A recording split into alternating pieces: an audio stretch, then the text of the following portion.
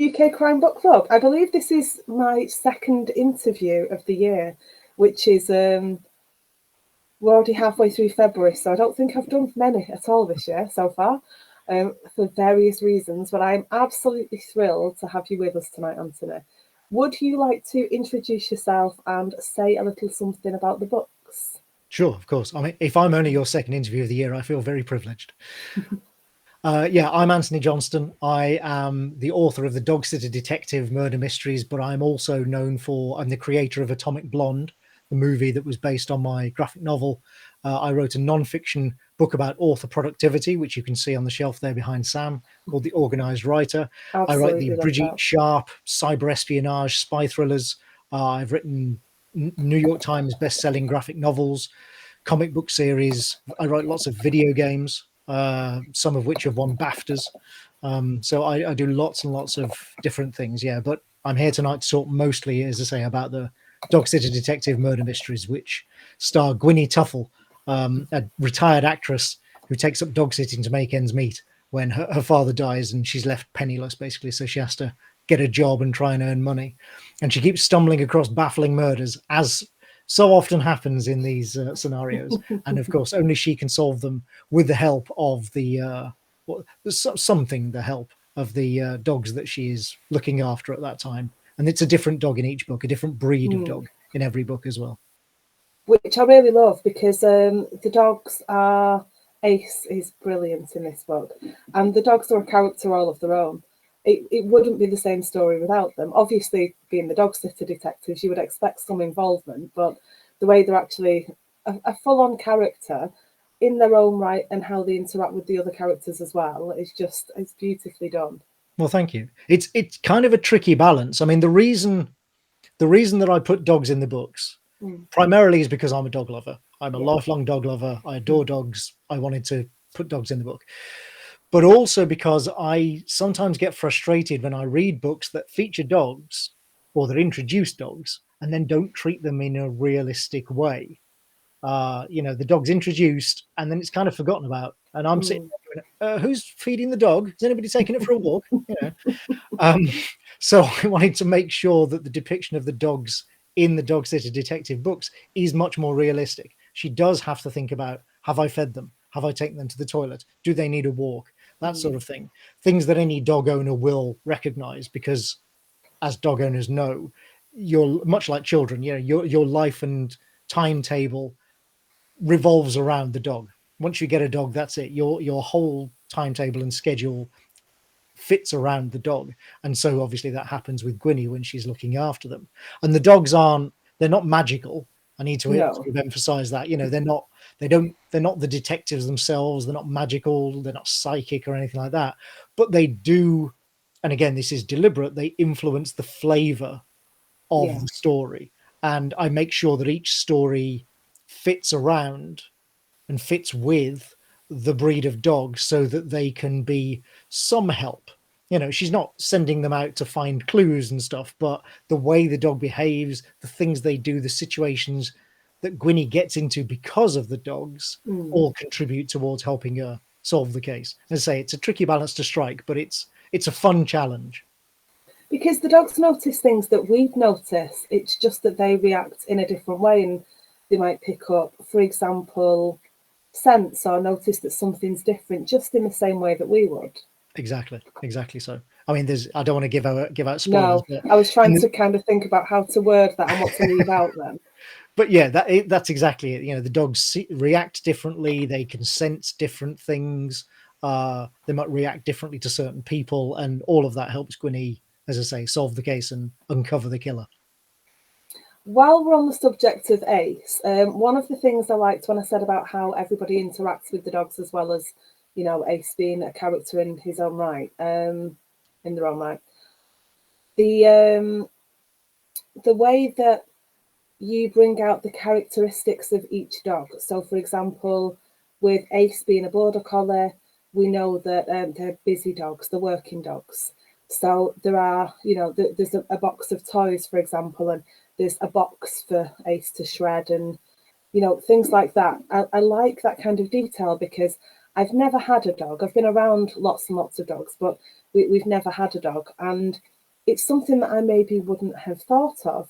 And it, as somebody who hasn't ever had their own dog, it's a really nice thing for me to see that kind of level of the kind of connection, that bond between, you know, the dogs and their owners, and them really knowing how to take care of the animal. Oh, that's fantastic. I'm glad. Yeah, that's exactly what I'm trying to do. As I say, is depict the dogs in a way that any dog owner will recognize, and anybody who owns the breed of dogs certainly will recognize the particular behaviors that come with that breed. But yeah, I mean, if people who don't own dogs read them and think, oh, you know, that's interesting, or maybe even they think, oh, maybe I'd like to have a dog like that, that's fantastic. You know, that's all to the good. I got one wonderful quote actually from Alice Bell at Grave Expectations, the wonderful Mm. modern cozy, and she said that she read the Dog Sitter Detective Takes the Lead, the second book, and she said it's even enough to turn a cat lover into a dog lover. And I was like, well, You will can't ask take more that than all that. day long. Yeah. We've got hello from Sarah, and Sarah's saying we have a dog and he loves zoomies. So I've recently learned about zoomies. Do you want to explain this? Because you will probably do it better than I will. Well, we used to own sight hounds. That's why the dogs in the first book are a pair of purebred Salukis. We didn't have purebred Salukis, as were lurchers, but they were both Saluki crosses. And the thing about sight hounds is that sight hound ownership is kind of a club. As soon as you own sight hounds, you suddenly instantly know all the sight hound owners in your area, and you know we all kind of stick together and go on group walks together and that sort of thing. Oh, So I first encountered zoomies in the context of sight hounds, and sight hounds. I mean, we're talking about things like greyhounds. They are literally the fastest dogs mm. that exist. Um, and so zoomies for sight hounds are really something. Because yeah, zoomies is when a dog just has excess energy to burn and it needs to get rid of it, and the way it does it is by running around in circles, leaping on and off sofas. You've probably seen videos online of dogs leaping on and off couches in people's living rooms. That's the zoomies, and you just have to go with it. You can't stop a dog from doing the zoomies when it wants to do it. You know, it's Yeah. just they have to get rid of that energy somehow. Much like how a border collie, as you say, they're working dogs. They have to be doing something. They have so much energy, so much stamina that they Mm. require enormous amounts of exercise and walk and mental stimulation I as was well. just going to say the same thing. So we talk about, you know, needing to run the energy off, but actually having things, I have seen lots of videos online of people kind of wrapping things in towels and tying knots in the towels, and then, you know, the dog's working the, you know, using the nose and the feet to kind of, and the paws, sorry, to work things loose so they can get to the treat Yeah, inside, and lots of different things like that. And it's fascinating because it never would have occurred to me that, you know, you do that with a child, and I'd know right. about that. You would Yeah. never, you know, unless you know, you have dogs, you might not consider that. I mean, it does depend on the dog as well. Hmm. You know, on the breed and how intelligent they are. You know, greyhounds, for example, do not do well with puzzle feeders because, frankly, they're a bit dim. And they'd have a go for 5 minutes, 5 seconds, and then go, "Yeah, no, I can't figure that out," and just go and do something else. Fair enough. Sarah's saying her dog is a rescue staffy. Oh, lovely. Lovely. I was going to meet Sarah's dog at the weekend, but she didn't bring him. So No. never mind, next time, Sarah. So we should talk about Gwynny as well, because I am fascinated by Ace and I love border collies. So that I could literally sit and do an hour just discussing Ace. But you might have ruined the romantic notion of houseboats for me for a start. Uh, so setting a book on a houseboat, I mean, it's probably an unusual place for a border collie to begin with. And I said we're moving on to Gwynny, but you know, just there's so many different things that made it a really interesting setting for you to use. But you have definitely ruined the romantic idea of one for me. You know, you kind of think that maybe it'd be kind of gentle swaying on the canal and people are just kind of walking past nicely. And actually, there's so much that goes on around one. Yeah, You know, well, when you and think especially of life moving around one on the side of the canal. especially in Little Venice in London as well, which is, now I love Little Venice, and that's one of the Mhm. reasons I set the book there. It's a lovely place. It's very tranquil. It's only 5 minutes walk from Paddington Station, and yet if somehow something to do with it being, on the water and surrounded by trees and what have you, once, and also sunken slightly from the road, once you Mm. get there, you forget that you're effectively in central London. It's incredible. It really is lovely and peaceful, and, as I say, tranquil. But there is also a lot going on. You are surrounded by roads where cars are going up and down, and people are walking around all the time. You have the in the book, I call it the Canal Carnival. In real life, Mm. there's a Canalway cavalcade where thousands of It's people quite a descend mouthful.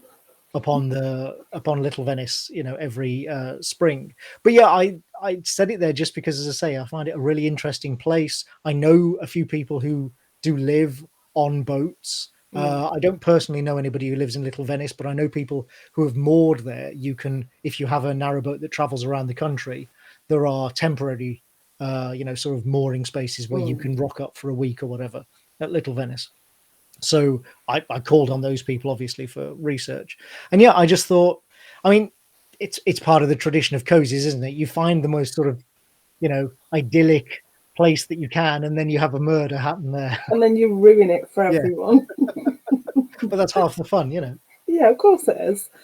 There'd be no point in it's one thing it being cozy, it's another one it being kind of twee. Right, and I do try to avoid twee. Very I well. you know, You will avoid it very well. Well, good, thank you. I mean, the first book, for example, is set in a country house. I deliberately made the first book, The Dog Sitter Detective, quite traditional in that sense. It's set Mm. in a country house, just north of London in Hertfordshire. There's a body in the library. It is quite traditional in that sense. But what I tried to do was take a modern approach to those traditions, and to not exactly upend the conventions, but sort of show them in a slightly new light, and yeah, take a modern attitude towards them. And that's what I hope to do with every book in the series. Oh, hi Donna. We've just had Donna say hello, but we might as well jump right to asking you that question then. Are there going to be more books Oh in yes. this series? Yes, at what was it, Frankfurt last year? So towards the end of last year, Allison and Mm. Busby, the publisher, announced that they'd acquired a further 2 books. So there will be at least 4. I mean, I'm hoping I could write many more, and I'm hoping there will be many more. But yes, there will at least be 4. I am writing the third at the moment. Anybody who follows me on social media, my handle is there at the bottom. If you It follow is. me on social media, you will have seen over the last few weeks that I've been sort of occasionally tweeting about my progress on the book. It's almost done, but there's also a lot of rewriting that needs to be done before it's ready for me to send it to my agent and editor. But yeah, that's underway, and then I'll start writing the fourth book later this year. We should mention that before we were live, I asked you what you'd like your name to say. Did you want Antony? Did you want Antony Johnston? How did you want to go about it? And you were the first person that said to me, "Can I just have my social media handle?" That's really clever. Never would have occurred to me. So it prompts the question how you are with social media. Obviously, you're putting updates about your books on there, as you say, news about different things, sharing things that you've enjoyed from other people. You're very up to date with your social media. And how on earth do you manage everything that you're doing? I mean, yeah, I've been on social media, more or less since it started. I've been on the internet since the mid 1990s, the early Mm. 1990s. In fact, I'm one of the first authors to have kind of built their career online.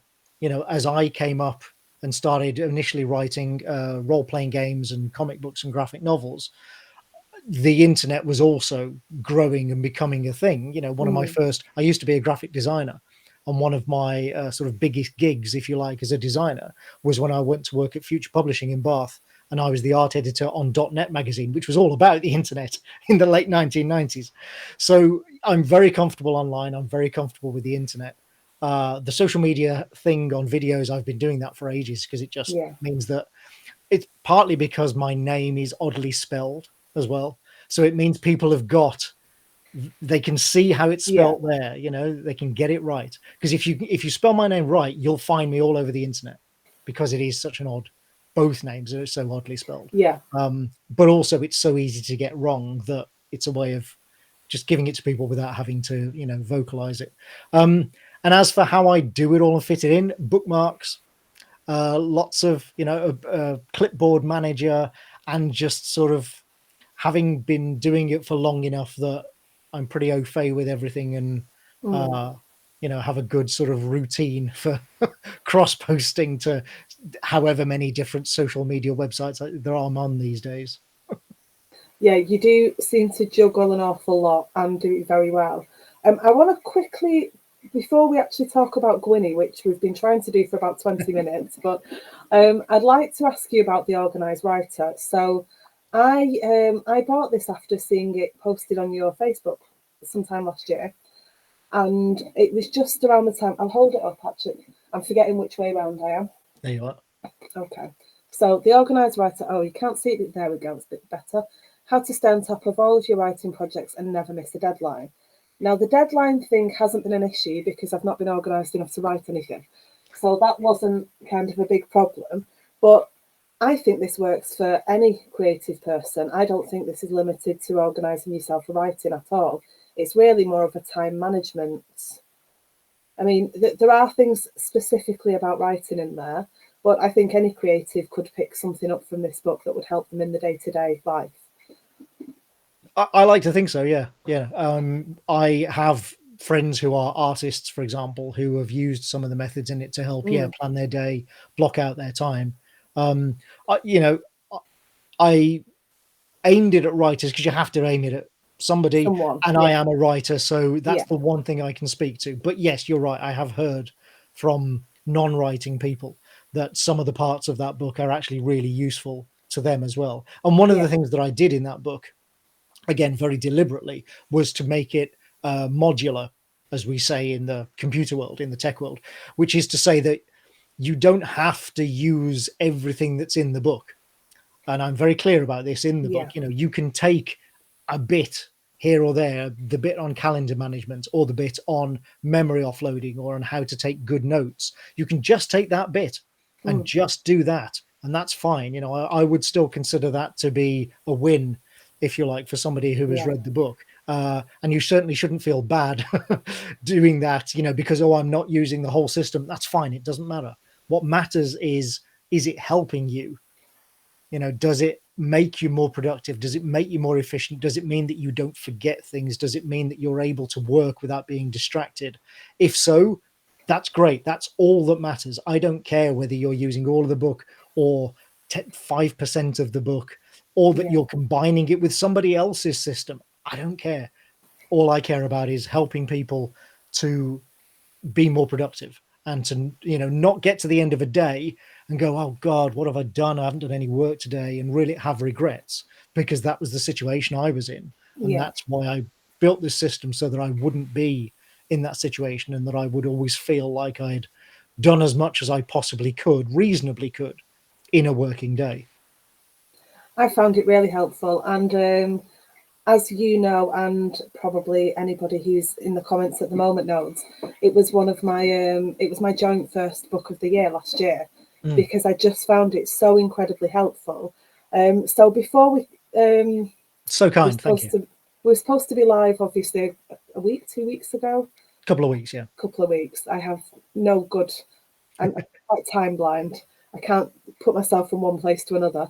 So I made, and I stuck it to my desk so I wouldn't lose it. And it's still there. I'm quite impressed with myself. I thought, right, I'm going to have a look. And one of the things you say in the beginning of the book is read it all the way through and then go back and use the bits that work for you. And I did that. And I was trying to think, right, if I had to pick 3 things, what would I choose from the book that I found the most helpful first? The things that were the first things that I did. So learning to use my calendar better, dragging things from one place to another and making sure that I'm fitting in extra time just in case anything goes wrong. That was something I always thought I was doing, but when I was looking at it realistically, I wasn't fitting in enough extra time. Saying no. I'm not good at saying no, but I've got good at saying not right now. When can I do that? When would that actually fit in a way that's not going to make my hair fall out. Yeah. And words, not time. I thought that was great advice. Yeah. So, do you want to explain that one? So that one, that when people say, like, you know, can you distill it? What's the one piece of advice you'd give to writers? That is the one that I normally do. And again, this, you know, this may not work for you. If you are somebody who writes for, say, 3 hours, 2 hours, or 3 hours every day, and you're fine with that, and you know you hit your deadlines, then that's great. Don't worry about it. But I know a lot of people who do that and don't hit their deadlines and don't feel like they've got enough done, and they can't figure out why they're not hitting their deadlines. And so what I recommend, what I suggest, and certainly this is what I do myself, is to write to a word quota rather than a fixed amount of time. Now obviously this means you have to have a flexible amount of time to devote to writing. I'm very fortunate that I am a full-time writer, so I can do that. But the way I approach it is every morning I sit down at this very desk using this very computer, and I write, well, when I'm doing a dog sitter book, it's 1,000 words. And I don't stop until I have reached at least 1,000 words. Now, on a good day, the 1,000 words comes easy. You know, I've done that by maybe sort of 10 or 11 o'clock in the morning, and I might write another 1,000. Wonderful. On a bad day, it might take me until 2 or 3 o'clock in the afternoon to, you know, get 1,000 words out. It's like getting blood from a stone. But the point is that I do that, and I make sure, and I don't allow myself to give up until I've reached that 1,000 words. And then I'll go, okay, I've had enough for today, and I'll put it aside. But I can do that without being stressed, because I know that as long as I've hit those 1,000 words, then I'm on track to hit my deadline. I figured it out beforehand. You mentioned calendar management, and I figure out how many words I need to write every day, allowing for some days when I won't be able to work or whatever. And that's my quota. That's my minimum. And if I go above it, that's wonderful. But it doesn't count towards the next day. It doesn't roll over. So if I do have a day that's great and I write 2,000 words, well, that's wonderful, and I feel really good about myself. But the next day, I sit back down at the same desk and I have to write another 1,000 words. I'm not allowed to go, oh, well, I wrote an extra 1,000 yesterday, so it doesn't matter today. That way failure lies, basically. So, that's the words, not time. Focus on the amount of words you need to write, not how long it takes you to do it. Do you find that helps with the muscle memory, having that? Yeah. Repetition? Yeah. I've lived in this house for nearly 20 years now, and this has been my study for all of that time. And when I sit down here at this desk, at this computer, that's my work time. You know, it allows me, it's like going into an office. It allows me to get into this mindset of, okay, I'm working now. And when I'm not here, I'm not working. So I don't read in this room. I don't play video games in this room. I don't watch television in this room. That's, you know, those are all done elsewhere. All my leisure stuff is done elsewhere. This room is just for work. Great advice, and it's a fantastic book. So anyone who is writing or creative in any way, grab yourself a copy of The Organised Writer, because there is advice for everybody in there. And I can't recommend it highly enough, and it's been really useful already. And I've only implemented a handful of the things that I want to implement. So, you know, there is more to come to bust the procrastination, I think. We need to talk about Gwynny. So I absolutely love her. She is sharp, she is smart, she is astute, I think is the word I would use. She is no pushover, but she's very sweet. You know, she's a great main character. It begs the question, completely out of the depths of your imagination, or amalgamation of various people that you've met over the years? A little of both. Yes, Gwynny was inspired by, or not inspired by, you know, sort of aspects of her personality certainly were inspired by many of the women, many of them older women that I have known in my life. You know, sort of taking all the best bits that I think would kind of suit this character, but also, you know, a lot of the character is, yes, from my imagination. Yeah. Some of it is my own attitudes as well, you know. Just trying to make a distinct character that's interesting, that's appealing to people without being saccharine. You know, I do occasionally get pushback. I've had it from my agent. I've had it occasionally from editors as well, from about Gwynny saying like, "Mm, she's a, you know, this line here, that's a bit cruel, isn't it? Does she really need to say that?" And I'm like, yeah, but I don't want to file off her edges. She has rough edges. She does Yeah, have sharp elbows occasionally. She's a 60-year-old woman. She's not going to stand for nonsense. Uh, and so yeah, I want her to be not acerbic, but yeah, somebody who knows her own mind, isn't going to back down, and like I say, occasionally has a few rough edges, but also is ultimately relatable and yeah, yeah. hopefully lovable. I have certainly have come to love her in the course of writing her, and I hope that readers do too, because yeah, she is, as you say, she's sharp, she's astute, she loves dogs, she puts Yeah. the dogs come before anything else. They are always the main priority for her, which I think makes her a very appealing character. It certainly does to me. It makes her a fun character to write as well. Hmm. So yeah, there's all these things go into her. She's complex, but then main characters should be complex, I think. It's. I mean, I'm not writing a Jack Reacher book here. Jack Reacher is not complex, and that's perfectly great for Lee's books, and I love those books. I'm Yeah. not criticizing them, but for this book, for this character, for these stories, I think complexity and a bit of depth is good. And do you think you'd get away with nearly as much with Gwynny if it wasn't for the dogs? Oh, probably not. We have got hellos, and I was trying to look who they're from, and I can't see all of the comments. So apologies for everyone whose name I can't see. We've just got a lot of Facebook users, sadly. But I do know we've got Steve over in America. Hello, Steve, and Malcolm. Malcolm saying good evening. Hello all. Somebody is seeing you in Leeds soon. Oh yes, I'm doing an event with Jonathan Hall, J.M. Hall. Spoonful of Murder and those books, the Thirsk Garden Centre books. I got to know Jonathan after where was it? No, I first saw him at Crime Fest last year, but then we met properly at Bloody Scotland last year, and we got on very well. He lives not far from me. We live quite close to one another. Yeah, we're both Doctor Who nerds, which helps. And yeah, we decided to do a joint event together at Waterstones Leeds. So that's next month, March. I can't remember the And exact details, but I know, again, they're on my social media. So somebody has said that they enjoyed your events at Serenity as well, Serenity Bookseller, who are brilliant. So who they are. interviewed you from Serenity?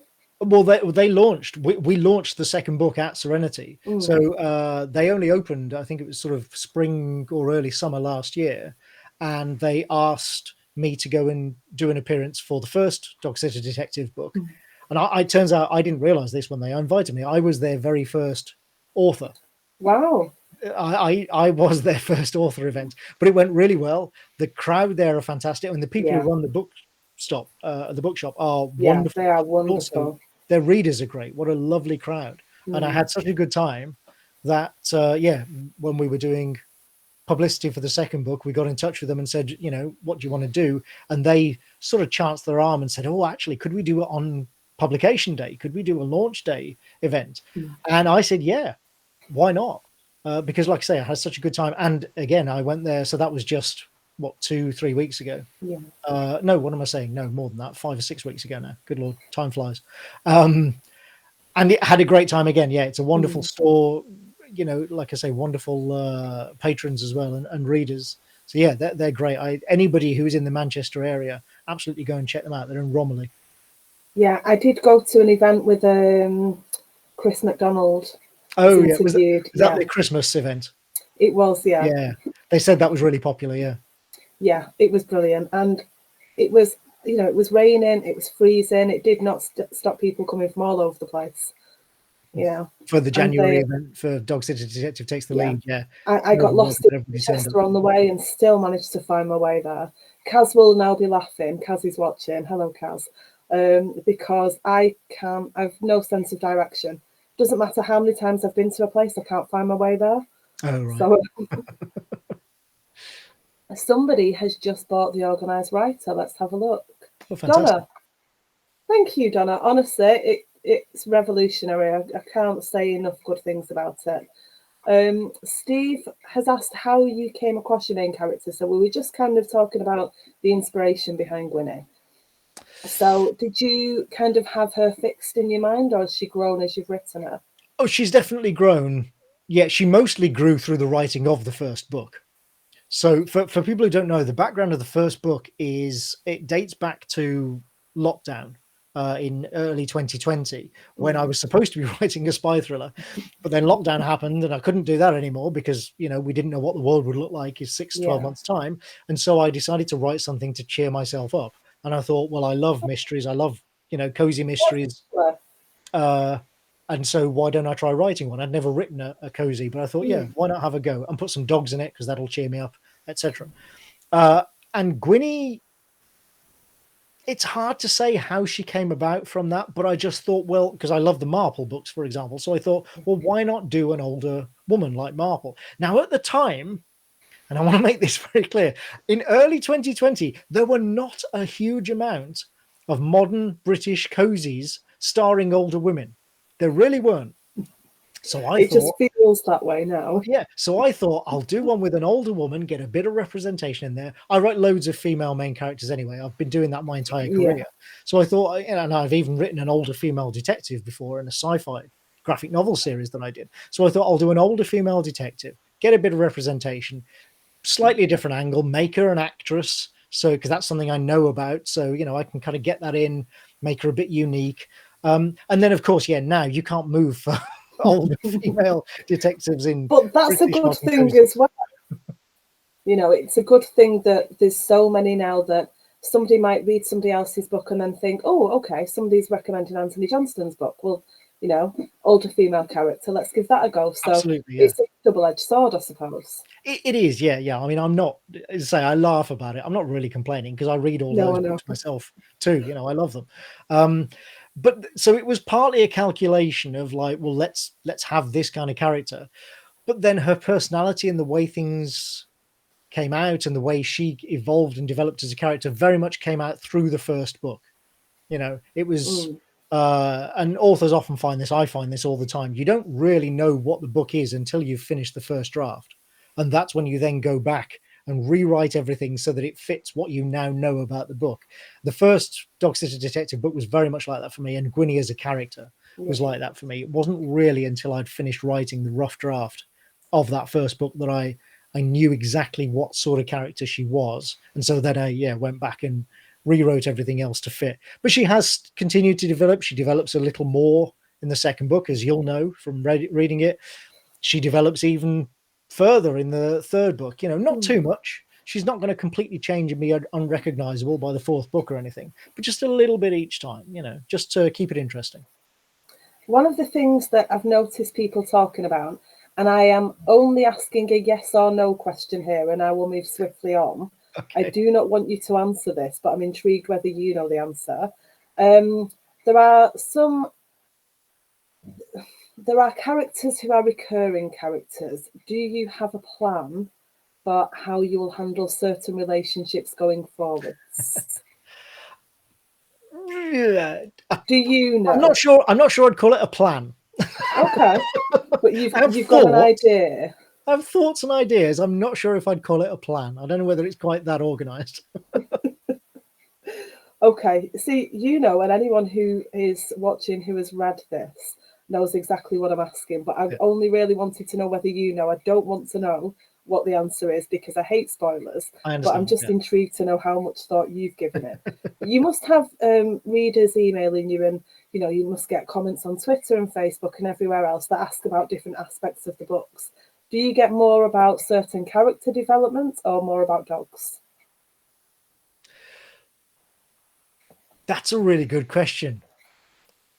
I think probably more about dogs, actually. Yeah, probably more. And actually, I don't get asked questions that much about that sort of thing. I get comments from people. Mostly, I get people telling me about their dogs, which is wonderful. I love hearing about other Do people's you dogs. You get know, lots of dog pictures? yeah, yeah. There is never a time when I do not want to hear funny stories about your dog or see your dog pictures. I absolutely love them. But yeah, I get that more than questions, to be honest. Which I like to think I should take as a compliment, I think you should. because Yeah. the books are complete enough that there isn't a need for people to ask lots of questions about the characters or their relationships. I have had questions along the same lines as the one you're asking.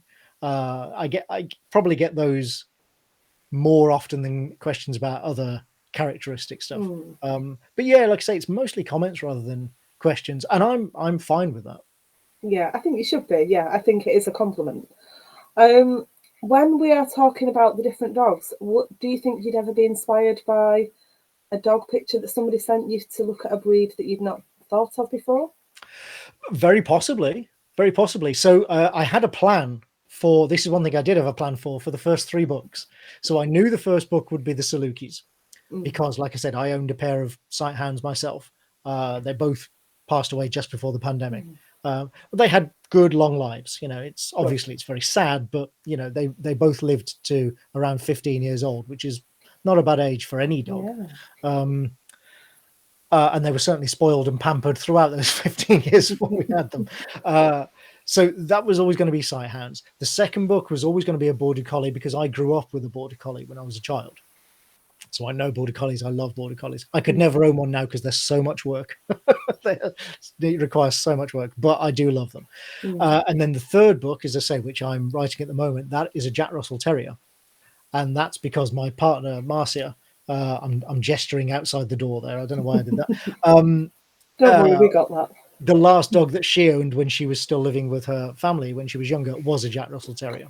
So that was always the plan for those three books. Beyond that, I didn't start with a plan. I do now. I have an idea, I think, of what the fourth book, what the dog will be. And if we get further books beyond that, then I will have to make those decisions at that time. And they might well be inspired by seeing a very cute picture online. Who knows?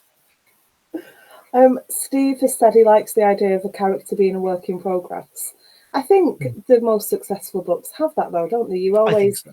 developing things, and your characters are influenced by events that happen to them. And we all, as people, we all have things that fundamentally change us, something that, we might never have gone off in a direction if this thing hadn't happened to us. I don't think it should be any different for a character. Yeah. Well, I mean, never say never. I at the moment my plan is that Gwynny and Birch and the Dowager Lady Ragley and people like that will be broadly the same from book to book. They're not going to change too much because part of the convention of this subgenre is that the characters don't change too much, as opposed to, say, the Brigitte Sharp books, my spy thrillers, where she changes drastically over the course of those three books. She's almost unrecognizable at the end of the third book from the start of the first, very deliberately. That's not what I'm planning with Gwynny. But again, like I say never. If I'm fortunate enough to write 10 books in this series or something, then yeah, by book 10, maybe she will be quite different. And I think I would like to think that if I get to that stage, readers will trust me enough that I can make that change. I can have characters evolve in possibly large ways.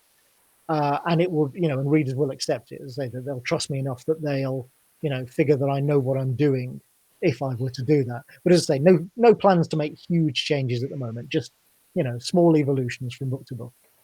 If anyone hasn't read anything and wonders if you know what you're doing, it just takes the handache you get from scrolling through your Wikipedia page of how long that list is. I'm sure there's something for everybody in there. That you can't go wrong with somebody who's written that much, surely.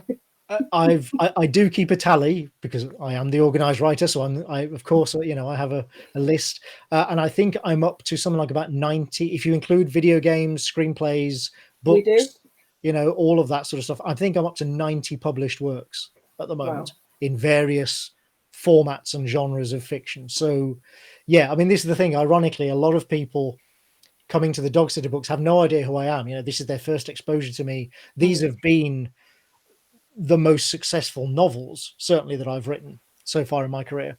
And, these people have no idea about Atomic Blonde or my work in comic books with Marvel Comics, anything like that, or video games. So, yeah, to a lot of people, I'm a new author. you know, and they think that I'm some an ingenue, and I can only say I wish, you know, chance would be a fine thing. Donna wants to know, have you given your series characters quirks or traits you've later regretted? This can go across anything you've written, anything you've done. Yes, not quite to the level of was it in the first Tom Thorne book? Mark made him a techno house fan, and then swiftly dropped that in all the subsequent books. Not quite to that level, but yeah, there have been things. This happened with the Brigitte book, certainly. Yeah, there have been aspects of a character that I've introduced in the first book, kept in a second book or second installment, because I'm thinking of my comics work as well and graphic novels, and then regretted keeping. I wrote a piece about this recently. I think the decisions you make there, you always make them in the second installment. So in the second book or the second issue of a comic or the second graphic novel or whatever. Because in the first, you can do anything. You know, the first is a blank slate. You can do anything you like. But then when you come to write the second, that's when you have to make the decisions of what you're going to keep and what you're going to jettison. And the things you keep from that point on, readers will expect to see recur throughout the series. Once you've kept them once, that's like they think, okay, well, this is going to be a fixture now. And so that's where you have to really think. And I did that with the second Dog Sitter book. I thought quite long and hard about what aspects of from the first book and of these characters am I going to keep and what am I going to discard. And I think I've made the right choices, but I won't really know until I get to book 4, I guess. That's when things will really start to bite. But yeah, it's easy to do because it's so you don't know what readers want to see again or are happy to let fall by the wayside. You know, you can only go on instinct, really, in your own taste and judgment. One of the other things that I really like, because we do need to go back to the book that you're here to discuss. One of the things that I like is how we see the characters make presumptions about each other, and then we get to see which ones are accurate and which ones are wildly inaccurate sometimes.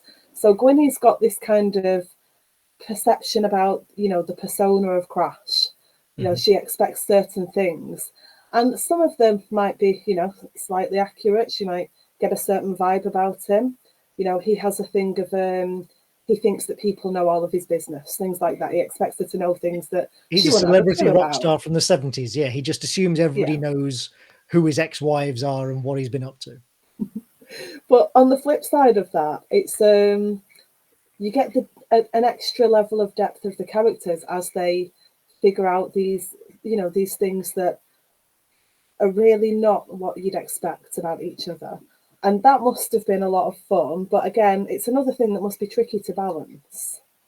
It is, but that's one of the vital things in the book, I think, and in most mysteries. It's a common thing you'll find in most mysteries is people make assumptions and then find out those assumptions are wrong, or that they didn't think deeply enough, or that characters are, as you say, deeper than people assume them to be. I think it's something that makes characters interesting.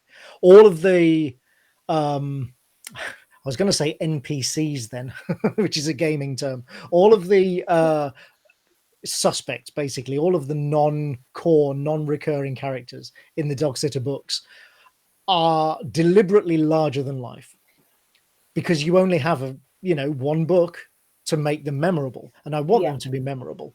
It's also, it can be a source of humor. It helps with, if you want to punctuate things with a bit of lightheartedness, it helps if people are a little extra, a little extreme. So all of the characters are a little larger than life, and so they all have these hidden depths because they all have big surfaces, and it's not until you dive beneath that surface that you find the real person. So I think it makes them interesting and sort of intriguing, but it also works, as I say, for the mystery. It makes the mystery more compelling because Gwynny is making the same assumptions that a reader will, that any of us would, when faced with a situation, just the natural assumptions that we all make. And so finding out that there is more behind those assumptions, that there are hidden depths, there is more to a person, is part of the mystery, and is part of her figuring out what the truth is about this situation. Who murdered Crash? Who of them is responsible? Everybody has a secret, but only one of those secrets is that they're a murderer. And so if every suspect has a secret, then they must have some depth. And it is, yeah, it's tricky. It's a balancing act. It takes a lot of work, but to me, that's the reward. That's an essential part of a mystery, and especially in the cozy subgenre, you have to have characters who are interesting and can pull the story along, because you're not going to have gunfights and car chases and that sort of thing. Might have dog chases. I suppose you could have some sort of, might be amusing to do. I wonder how many cozies have got, maybe not guns, but car chases. Maybe. Car chases are tricky to write, though. Really tricky to write. Technically, yeah, but you could have a classic car that, barely moves at any speed, and you've got somebody who also barely moves at any speed following it. It could be something completely ridiculous. I like it. But I'm quite pleased with that, yeah. Malcolm's saying developing characters is the pleasure of writing a series, he feels. Yeah, well, writing the characters is the pleasure, and then returning to those characters is the pleasure that you get from a series. Like I say, how much they develop and how much they evolve, I think, depends on the sort of series you're writing, the genre, the subgenre that you're working in. But certainly, yeah, returning to those characters is a pleasure. When I started writing the third Dog Sitter book, it was absolutely a pleasure to once again kind of sink into those characters, start writing from Gwynny's point of view again, see Birch again and all that sort of thing. Yeah, it's definitely a pleasure to return to those characters. Is there any difference in how you feel about starting something new and revisiting something to continue it? Is there a different excitement level? Is there a different kind of interest level? I wouldn't. Not interest. Yeah, no, that's the wrong word. Yeah, hopefully not a difference in interest, but certainly a difference in the kind of excitement. The excitement of writing something entirely new. And I'm sure that writers who don't do series, who do standalone psych thrillers, for example, you like Callie Taylor, who just does something brand new every single book, every single one, which is amazing. And blows my mind, honestly. The excitement that you get from that, or from starting a new series or something, is very different, because that is the blank slate. Which is terrifying, but in an exciting way, because you can do anything, absolutely anything at all, and that is thrilling. As a writer, as it kind of keeps you on the edge of your seat. Whereas when you return to characters that you've written before and they're a part of a series, there's a lot more familiarity, there's a bit more comfort, there's a little less fear. But there is excitement because you get to spend time with your friends, essentially. It's the same excitement that you would get, I don't know, going home for the holidays and seeing friends that you may not have seen for a year or something and getting to spend time with them. It's that kind of excitement. So, yeah, as I say, there's a little less fear, a little more familiarity, but still very exciting. And I do actually try to keep a little bit of fear in everything that I write. I always try to make sure that I'm not entirely comfortable with the premise or the situation or whatever I'm trying to do in every story I write, because I just feel that's how I get good work out of myself. And I think that's true for most writers, really. If you're entirely comfortable, if you sit down to write something and think, oh, I know how to do this, this is easy, it's really tricky to get good work, or to get great work, I should say, out that way. Whereas if you sit down and you think, okay, I kind of think I know what I'm doing, but also I'm not sure if I can pull this off, and I'm not completely convinced that this bit's going to work, and that sort of fear is what I'm talking about. And I try to keep that for every book, because I think then if I can pull it off, if I can make this new thing work, then I will get something great out of myself, and something that I am proud to put out there in the world. And that's as important to me as anything else, is making sure that I am proud of whatever I'm presenting to readers. And that must also mean that you're open to knowing that what you've written isn't actually where it's going to, what you've thought isn't actually where it's going to end up, and you're open to kind of following the natural rhythm of whatever you're writing. Oh yes, very definitely. I mean, obviously, again, because I'm working in this subgenre, there are sort of guardrails, if you like, that you can't stray too far outside.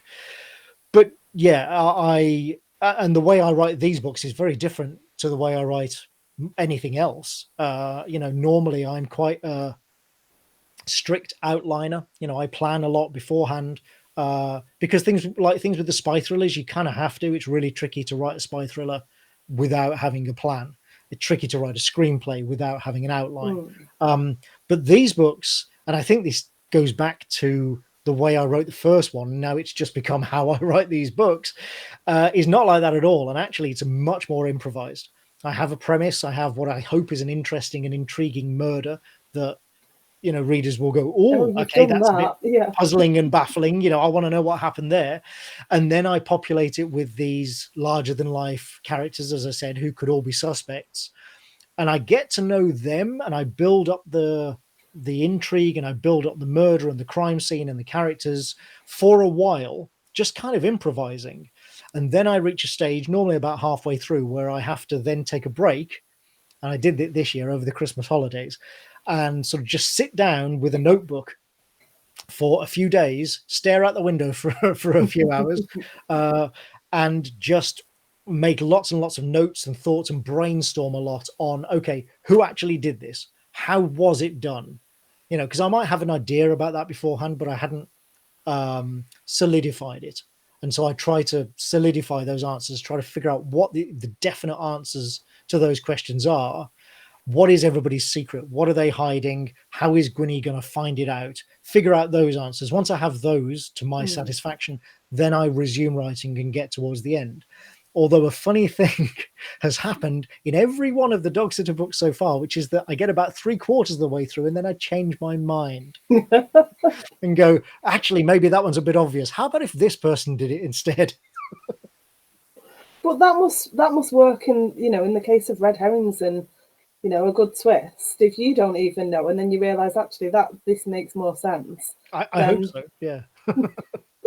Malcolm has asked, how easy is it to kill a character? You must have killed a lot of characters in your time as a writer. I have. The question depends entirely upon who the character is. And probably whether the publisher or the reader will allow you to kill that character at that time, whether it's the right time is what I mean for that particular character. Yeah, although the judgment, I'm a bit selfish, and the judgment of whether it's the right time, I regard as that's my privilege. That's my decision to make. And some people might disagree. People in editorial or whatever, or readers may disagree. But if I make the decision and I feel that it's the right decision, then that's what I will do. And yes, I have like that answer, because I love it when somebody kills somebody off and I want to write them a scathing email. I mean, I don't write the scathing email, but I love it when I can't trust the author to keep people alive. Yeah. Love that. Yeah, no, exactly. I mean, the whole reason, well, not the whole reason, but one of the big reasons that everybody loved the Game of Thrones books. And I read the books before it was turned into a TV show. And part of the reason that they took off so much and were so successful was because you had no idea who would survive. The first book ends obviously with what you think is the main character being executed. And you're like, wait a minute, what's going on here? So yeah, it can be very exciting to do that. But again, it has to be the right time. It has to be right for the story. It has to be right for the series. It has to be right for the character. So if it's a character who has been long-standing and that I know readers like, then I will try to give them a good, appropriate send-off. Something that readers, and obviously I'm a reader myself, so I've read plenty of books like this. I have those feelings myself, and so I try to put myself in the mind of the reader and try to do something so that readers will go, well, I'm really annoyed that character's been killed off, but I can see why. And I'm glad that they got to do X or got to see or say Y or Z, or, that they got a good send off, at least. I think that's what's important. I agree. There's an author who I will not name, and I will not name the book or the character, but every once in a while, I will receive a message mocking me about, or I'll see a meme that I'll send to the author, you know, where you killed this person off. Oh, And yeah. they've done something bad to this character just beforehand, and I thought that was going to be the bad thing. Oh. It was so good. Honestly, it was so good. Oh, that's like the cat jump scare in horror films. You know, when they're looking around for something and they hear a noise, oh, and it's just a cat, and you think that's the bad thing, but no, that is to lull you into a false sense of security, and then 2 minutes later, the real bad thing happens. Yeah. Excuse me. Steve has said he likes that that the writer makes the decisions. I think that is yeah. You've got to trust the author. You know, I don't want to sort of sound too. It's not always allowed, though, is it?